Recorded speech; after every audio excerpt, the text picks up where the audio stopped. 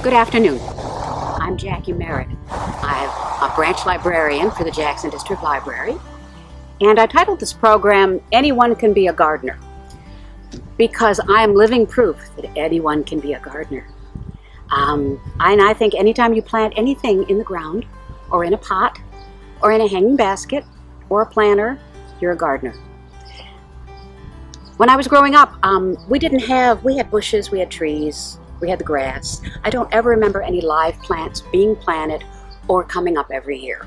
So I didn't inherit a love of gardening. But I have had people over the years say, oh, everything I plant dies. I don't have a green thumb. Well, see any green thumb there? Because anybody can be a gardener. What you have to do is know what you want and know what's best for your area, what grows, what doesn't, what's harder to maintain, what needs more water, what doesn't. But most of all, you need to be able to research everything. And as a librarian, we're great at that. We love to research. And never be afraid to admit that you don't know what the heck you're doing. So let's get started.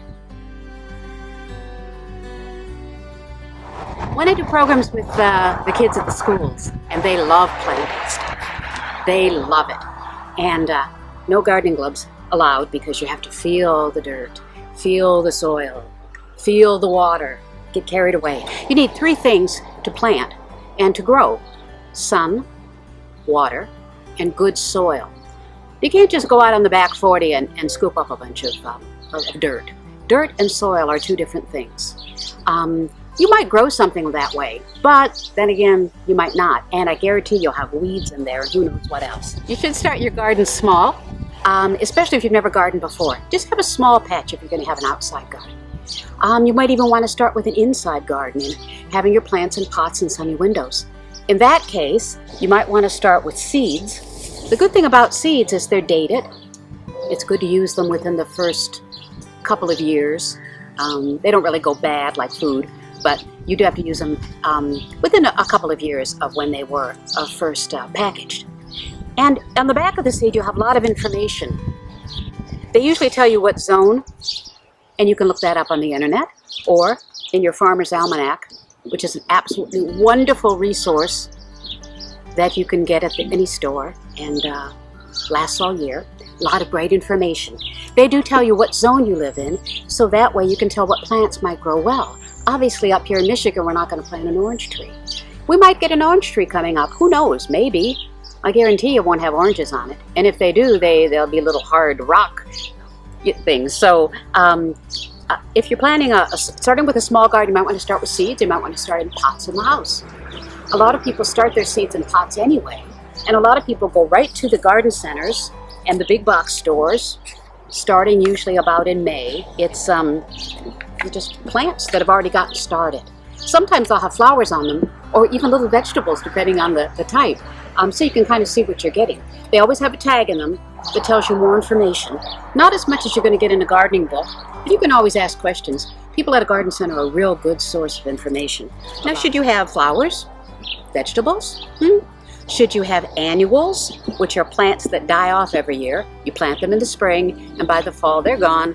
Or you could have perennials, which come in seeds, starters, or bulbs, and those will come back every year. Now, occasionally an annual will come back, but usually because it's found a nice place to settle in for the winter, and you don't have too bad of a winter. And some plants will come up a couple years in a row, vegetables and flowers, but don't count on it if they're considered an annual. I brought some books from the library. We have books, all kinds of gardening books. Books for children who want to garden that are very simple and sometimes have some of their favorite storybook or television characters in them. That's a good place to start too. Don't ever think that you know everything about gardening. There's always more research to do. So, you found out what zone you live in, so you kind of have a list of what plants you'd like to plant, whether it's inside or outside. Obviously, outside's more important. Now you want to find a place to plant. Well, you should have sunlight. Most plants, 6 to 8 hours a day of sunlight. And seedlings that are just coming up would like even more. You need to have access to water. You need to have the water not too far away where you're going to have to bring a hose and go, halfway across your lawn there. You also need space. That's why it's so important to research the plants you're going to plant. For example, flowers. Flowers usually go straight up. Some get bushy, so you're going to need a little more room for them. Vegetables are a different story. They can grow up. They can run around the ground. They can climb up a tree. They can climb up a vine. You need to know what you're planting, so you need to know how much space. A long time ago, people used to save their seeds from the year before. I mean, you couldn't afford to buy new seeds every year, so you'd save your seeds. You might have realized that you can grow potato plants from a potato. Potatoes have eyes, which are little shoots and little roots that come out. And if you keep a potato longer than is good for it for eating, you can actually dry it out a bit, cut a chunk that has at least 2 or 3 roots in it, plant it in the ground, and have your potatoes for the next year.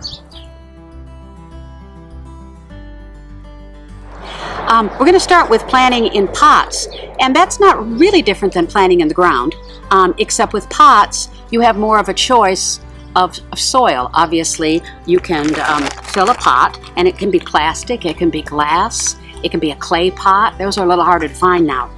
Most pots that are plastic have holes in the bottom, but you might want to put a few rocks in there, or some gravel or some stone. A lot of people overwater, and it's not as hard to do outside, but because you have so much more soil and so much more depth where the roots go and to drain. But in a pot on the windowsill, if you water it too much, you'll get what is attractively known as root rot, which of course is rotten roots that have just got too much water and have drowned. When you're potting a plant, you can pick out some good potting soil that you can find at a garden center or your big box stores. It seems awfully light, and they do that on purpose.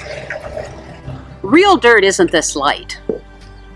You can tell the difference. What they do is they mix something in it, which is usually perlite, which are these little white things. And those things make it a little airier and give it a better foundation for growing. Because this is your home for your plant. That's all you're giving them. You're not giving them a big garden or anything like that. To plant seeds, you just make a little hole in the middle and you drop your seeds in. That's all. Not too far, just a little bit, maybe halfway up your finger. You put some seeds in, cover it up, give it some water, plant it in a sunny window, put it in a sunny window, and wait for it to grow. If you're using a starter plant, a bedding plant, that's what I was trying to think of earlier. It's called a bedding plant. You want to get about halfway in your planter. And a pot or a planter, in most cases, your plant, seeds or starting this way, or even starting with a root or a bulb, will only grow so big. It'll grow big enough to fill the pot. If you get a lot of roots coming out the bottom, that's telling you that you need a bigger pot because your plant has outgrown, his pot. But the first thing you do is you don't pull it out like that. You pinch it, you poke it from the bottom, and you bring it out. And then, and I love this part, and I love to show the kids this, you tickle it. Tickle, tickle, tickle. So you tickle the bottom of the plant. That loosens up. These roots are pretty loose because I just got watered this morning. But if it's been sitting for a while waiting to get planted, the roots might be a little tight. So you tickle it, and then you put it in there. And you want it to be a little lower than the top of the pot. And then you can fill up the rest with your dirt. And you notice I'm not wearing garden gloves. I always start out every spring with a new pair of gardening gloves. And soon they're just sitting there because you have to get dirty. Well, you don't have to get dirty. But anyway, now you water it. You put it in your sunny window, or you put it on your porch or your deck, and it'll grow. What is this? Looks like something that fell out of a tree. This is actually a root ball for a plant called a dahlia. Actually, it's for a dinner plate dahlia. And actually, these dahlias, they grow as big as a dinner plate. They're absolutely gorgeous in a garden. But you couldn't tell by the root. This is a root ball. A lot of plants that you plant in the summertime, a lot of flowers have root balls, and they're called bulbs, but they don't look like those beautiful, pristine tulip bulbs, or hyacinth bulbs, or what else? Daffodil bulbs. They just don't look like that. Those are spring bulbs. Again, you plant them in the fall, they come up in the spring. They have to winter in the ground. A summer bulb like this, you plant in the spring, it comes up in the summer. Dahlias especially, you dig them up. You dig them up after they bloomed in the fall, and you put them someplace cool like your basement or your cellar or in the back room or something, and then you replant them in the spring right now, because they won't stay, they won't last Michigan winter. They just won't. Or something will eat them. You also have to watch about that with bulbs. A lot of bulbs will stay through till the next year, and they'll just come up. A lot of perennial bulbs, a lot of perennial plants.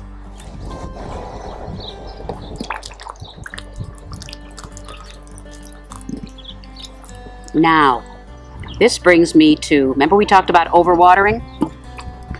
If you have a planter or a pot that has holes in the bottom, then you better have something underneath it if it's sitting on your porch or on your kitchen window. You can use a dish, you can use a plate, you can use a bowl. It should be something other than paper or cardboard, because you can see the water will drip right out the bottom, which is good because you won't be overwatering it, but not so good for the surface that it's sitting on.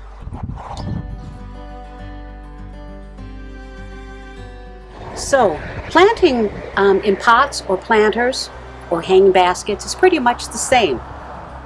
Stones or gravel for drainage, good soil, not planting them too deep but not planting them too shallow, having them in a place where they're easy to water and you have lots of sun, whether it's outside on a porch or a deck or hanging in a tree or inside in a kitchen window.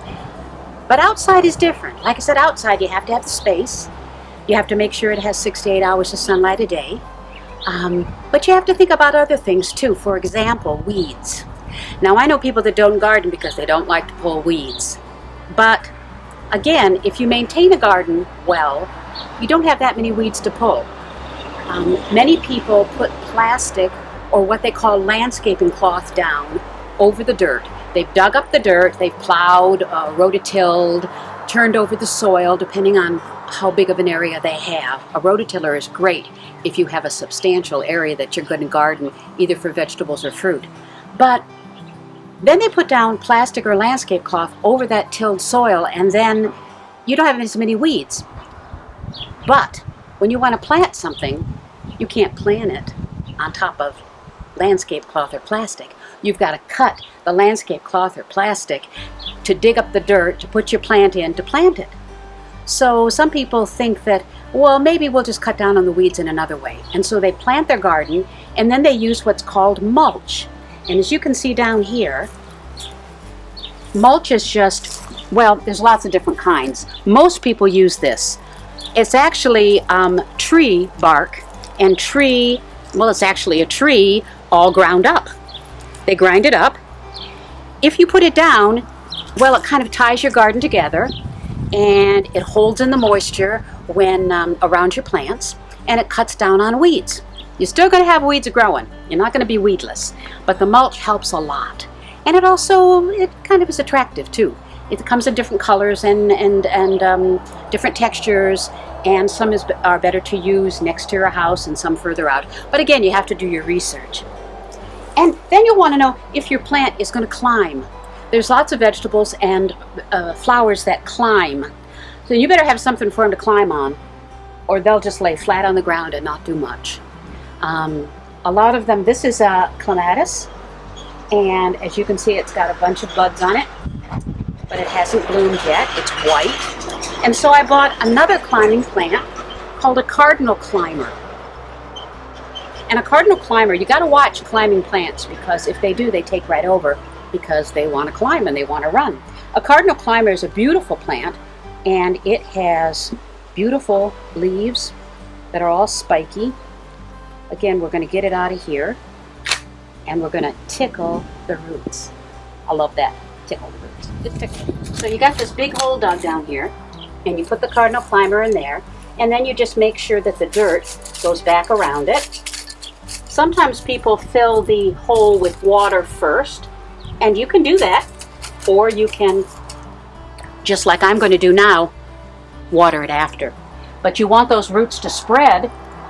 After all, this is a new place for this plant. It doesn't know anything. Suddenly it's in a new spot. It's got room to grow. Give it a good drink of water. Anytime you plant something new, the first 6 to 10 days, you really ought to make sure it gets a lot of water. So if it doesn't rain, water. Sprinkle water, water can water, doesn't matter. As this cardinal climber grows, I'll twist it in and out of this trellis, and then it won't run all over the ground. We've been filming this at the Parma branch in Parma, and this is the Parma Friends Garden. It's the Palmer Memorial Garden, named after John and Barb Palmer, who years ago were very supportive patrons here at Parma, and also members of the Friends of the Library. The Friends of the Library have worked on the garden since its creation in 1996, and we've got a scrapbook inside the library that has wonderful pictures and articles about everything that they did at the time, all the work they put into it. I wanted to tell you something about a peony. You probably see these all over. Peony bushes, aren't they beautiful? They come in all different colors, and mostly pinks and burgundies and whites. And when I first saw a peony bush, it had a bud on it, of course just a bud, and there were ants all over it, and I thought, oh my gosh, those ants are eating the peony bush. Turns out that peonies have a bulb that's covered with wax and requires a type of wax and requires ants to eat away the wax so that the flower can blossom. I mean, who knew? About 4 years ago, the garden was in a pretty wild state, and I didn't really know how to take care of it, and so the friends talked things over, and because there was poison ivy and other such problems with it, they decided to do it over again. They brought in some people, and they dug everything up, and they redid the garden, gave us 7 bushes, perennial bushes to start with, and we've been adding a few more things every season. And although we have to watch, this is sage, and it is completely taking over. I love it, and it smells good, and it's beautiful texture and beautiful colors, but we're going to have to keep an eye on that. Some of our flowers are flowering, some are going to flower, some are like these poppies. I think there's one blossom left. But one thing new we have this year is we have a fairy garden. They've become really popular. People put them on tree stumps, or they put them tucked away under a bush or on a porch in the corner. And you just make a little garden. This is a 14-inch garden dish that's shallow, and we put rocks in it, added some soil, added a little tiny fairy house and a few other things and some plants. And doesn't it just look like a fairy could just come in there and move in? Kids especially love to do fairy gardens. When JDL started doing programs on Facebook and Zoom during the restrictions, for Corona, we decided that we'd have a follow-up activity for a lot of the programs, sometimes geared toward children, sometimes geared toward adults, or just families. And the one we're doing for this Anyone Could Be a Gardener program will be available after June 30th, when this program is set to air. And it's called Anyone Could Be a Gardener, but it's also Jack and the Beanstalk. And I think the kids will love it. Everything you need is right in here, including directions for growing your own beanstalk. So, thank you so much. Make sure you pick up one of these after the program, and thank you for watching us.